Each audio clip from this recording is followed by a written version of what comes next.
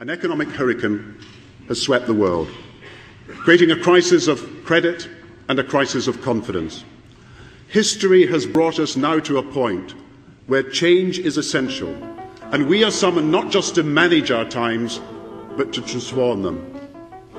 And our task is to rebuild prosperity and security in a wholly different economic world, where competition is no longer just local, but it's global, and where banks are no longer national, but they're international.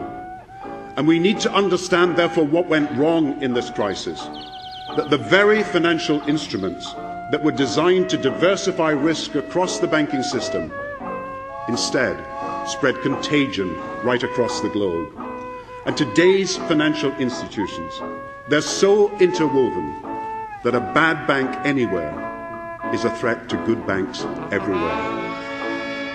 But should we succumb to a race to the bottom and to a protectionism that history tells us that in the end protects no one? No, we should have the confidence, America and Britain most of all, that we can seize the global opportunities ahead and make the future work for us.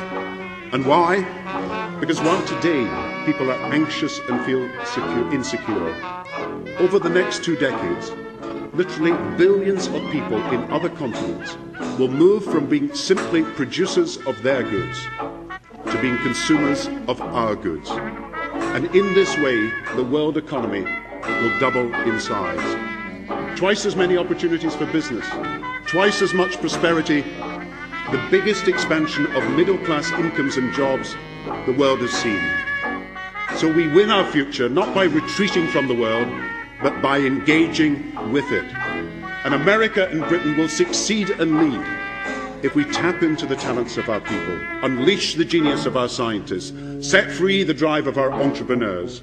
We will win the race to the top if we can develop the new high value-added products and services and the new green goods that the rising number of hard-working families across our globe will want to buy. So in these unprecedented times, we must educate our way out of the downturn.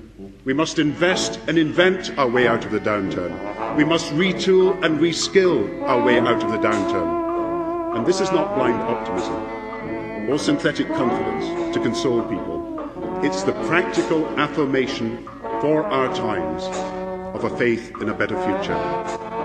Every time we rebuild a school, we demonstrate our faith in the future. Every time we send more people to university, every time we invest more in our new digital infrastructure, every time we increase support for our scientists, we demonstrate our faith in the future. And so I say to this Congress and this country, something that runs deep in your character and is woven in your history. We conquer our fear of the future through our faith in the future.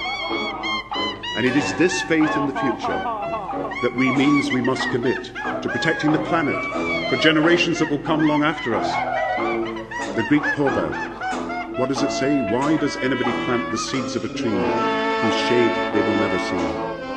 The answer is because they look to the future. And I believe you, the nation that had the vision to put a man on the moon, are also the nation with the vision to protect and preserve our planet Earth.